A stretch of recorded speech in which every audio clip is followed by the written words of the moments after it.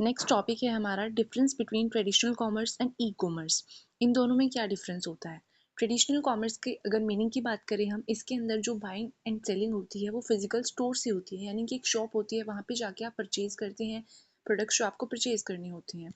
But on the other hand E commerce में क्या होता है, ई कॉमर्स में बाइंग एंड सेलिंग जो होती है वो हमारे ऑनलाइन स्टोर से होती है। ऑनलाइन स्टोर जो है वो इंटरनेट के थ्रू वर्क करता है।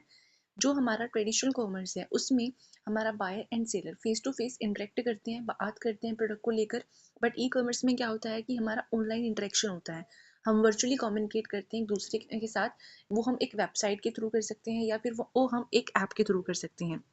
अगर हम लोकेशन की बात करें तो ट्रेडिशनल कॉमर्स के हिसाब से हमारे पास एक शॉप होती है, पर्टिकुलर शॉप होती है, उसकी एक लोकेशन होती है, वो वहीं पर होती है फिक्स्ड। ठीक है।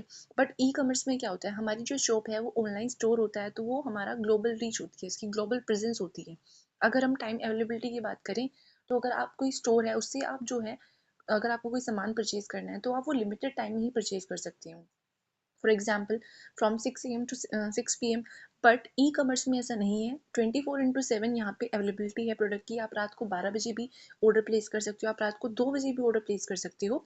ये आपको इसके अंदर प्रेजेंस मिल जाती है। उसके बाद इन्वेस्टमेंट की बात करें, ट्रेडिशनल कॉमर्स के लिए हमें हाई इन्वेस्टमेंट चाहिए होती है।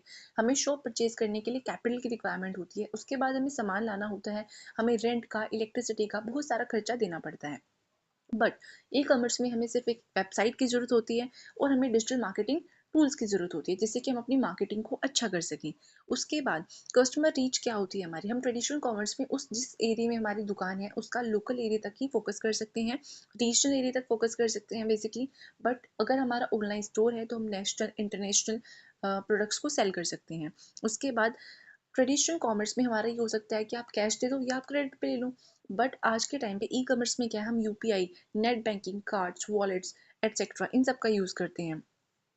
ट्रेडिशनल कॉमर्स में हम जो है इंस्पेक्शन कर सकते हैं सामान का, वहीं पर फिजिकली हम उनको चेक कर सकते हैं कि क्या प्रोडक्ट सही है या नहीं है। बट ई कॉमर्स में हमें जो प्रोडक्ट है उसको हम चेक कर सकते हैं on the basis of images, हमें इमेजेस में ही उनको चेक करना होता है। एंड उनके जो रिव्यूज़ दिए होते हैं प्रोडक्ट्स के, जो नीचे होते हैं प्रोडक्ट के नीचे, तो वो हम चेक ऑन कर सकते हैं। उसके बाद डिलीवरी, ट्रेडिशनल कॉमर्स में हैंड टू हैंड आपको चीज़ मिल जाती है, बट ई कॉमर्स में आपको वेट करना होता है, एक डिलीवरी टाइम पीरियड के बाद सामान आपके पास पहुंचता है डिलीवरी हैंडल्स के through. So that's all about traditional commerce and e-commerce. If you like this video, please subscribe to my channel, like, share, comment and subscribe. Thank you.